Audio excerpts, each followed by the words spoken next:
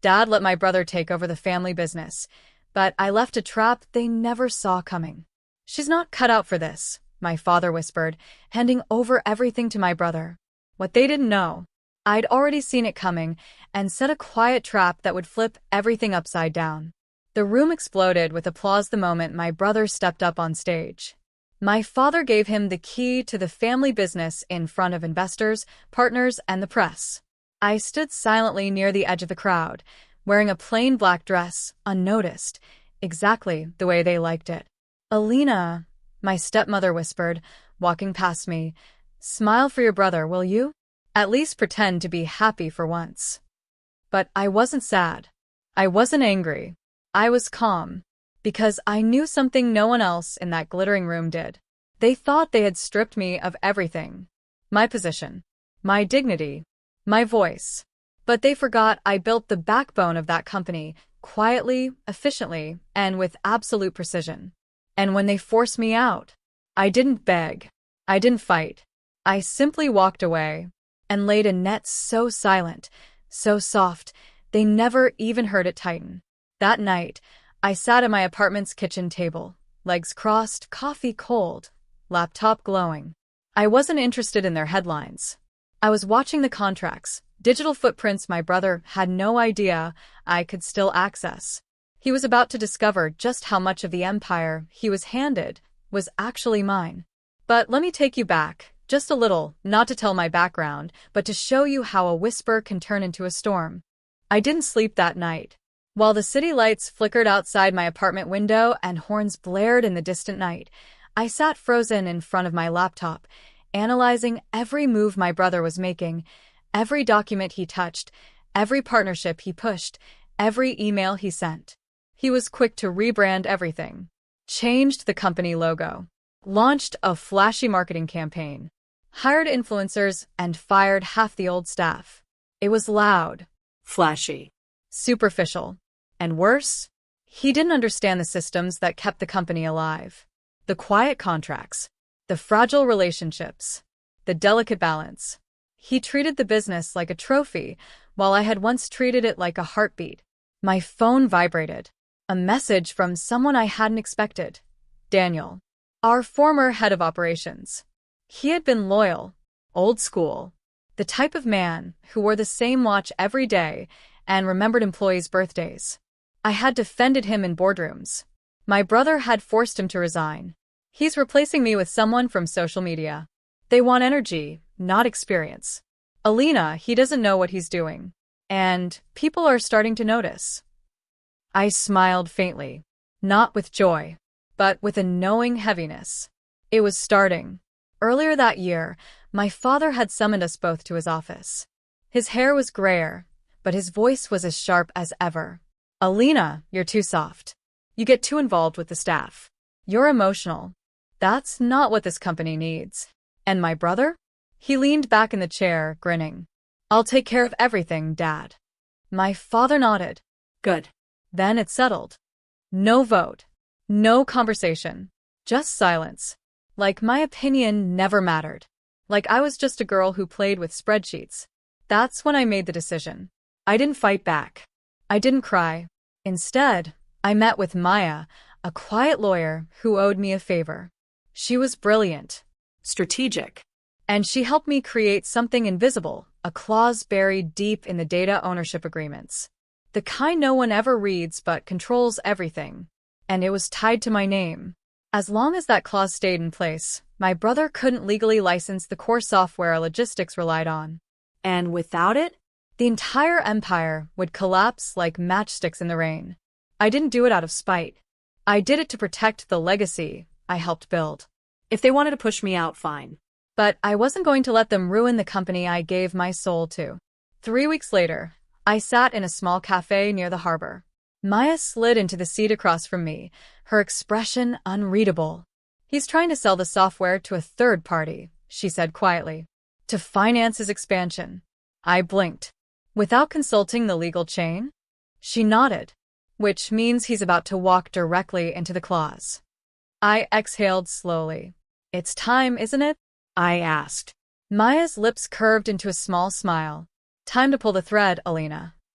My name is Alina, and 3 months ago, I walked away from the family business with nothing but a quiet smile and a clause buried so deep no one but me and my lawyer knew it existed. Today, that clause was waking up. It started with a board meeting. My brother, Ethan, walked into the glass conference room wearing an overpriced navy suit and a grin he hadn't earned. The executives were gathered, half of them new faces, the others visibly nervous. On the agenda, his announcement to license our proprietary software to an international partner. Bold, ambitious, and completely illegal under the clause. The moment he handed the proposal packet to the board, Maya executed our plan. Within seconds, a legal notice hit every executive inbox, one that halted the deal in its tracks. It was stamped with my name, my signature, my control. Ethan paused mid-sentence. What the hell is this? His voice cracked. Not loudly, just enough that people noticed. Across the table, Mrs. Landon, our oldest investor, squinted through her reading glasses. It says the company can't legally license the software unless authorized by a majority shareholder of the original patent group.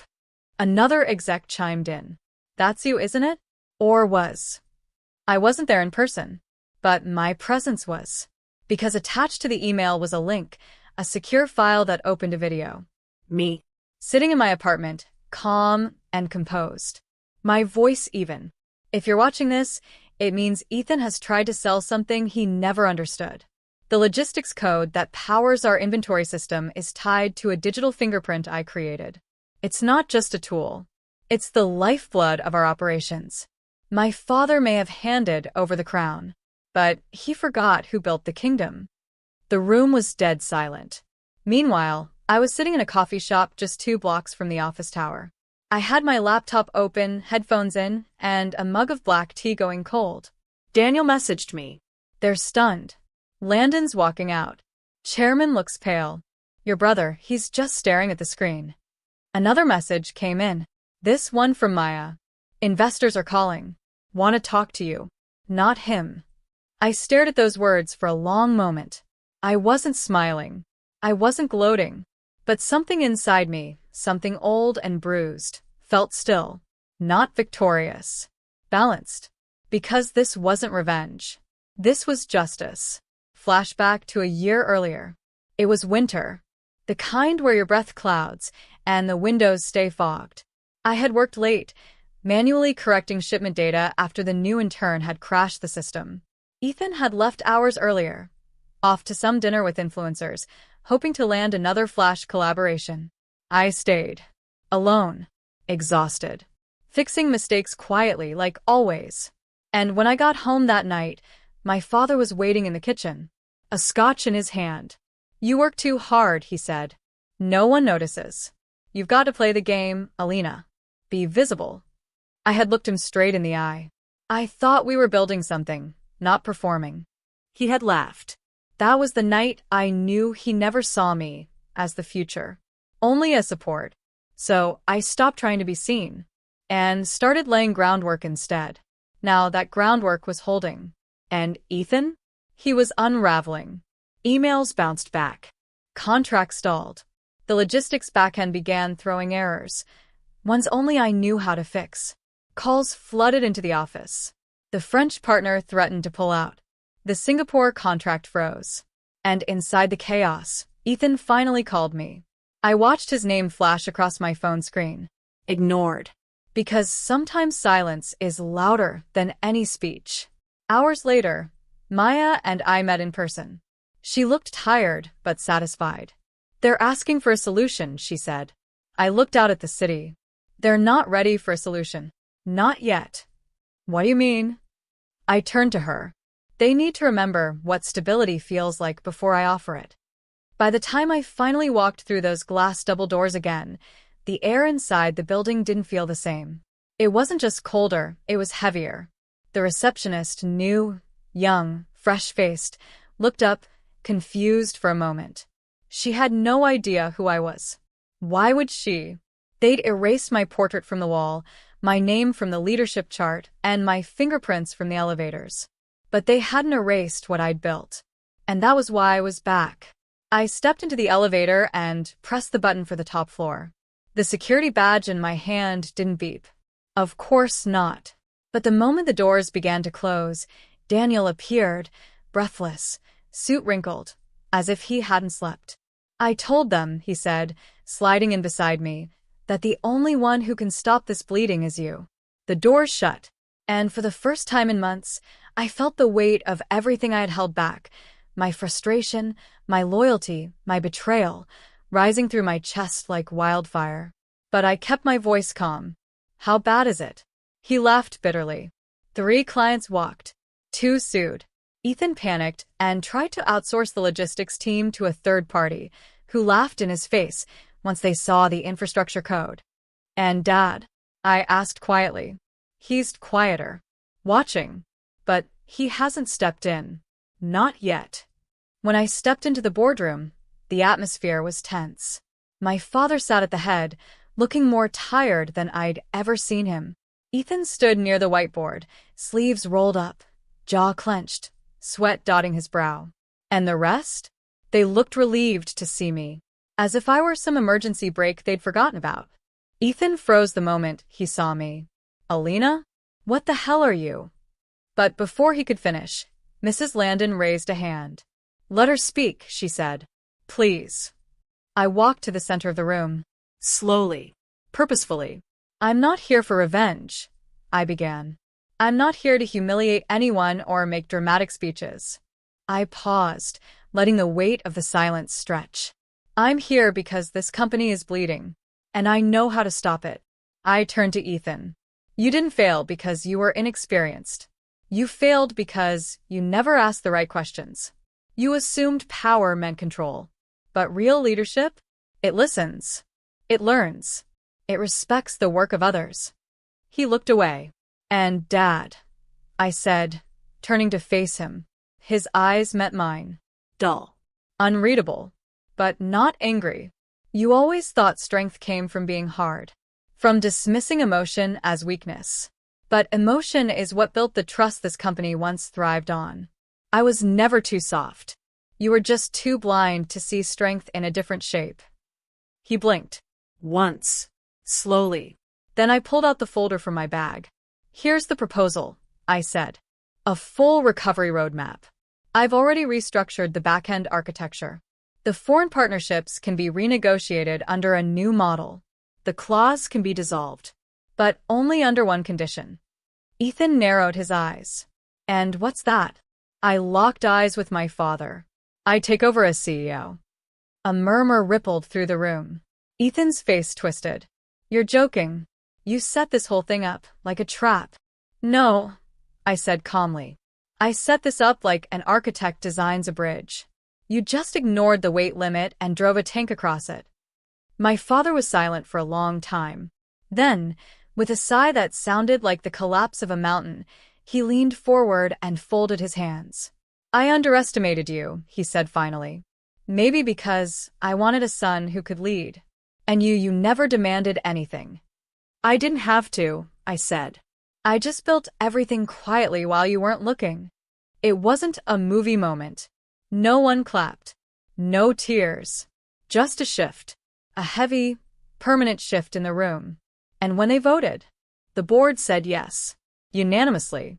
That night, I didn't celebrate. I went home, opened the windows, and sat with a cup of tea in silence. Because I hadn't won a battle.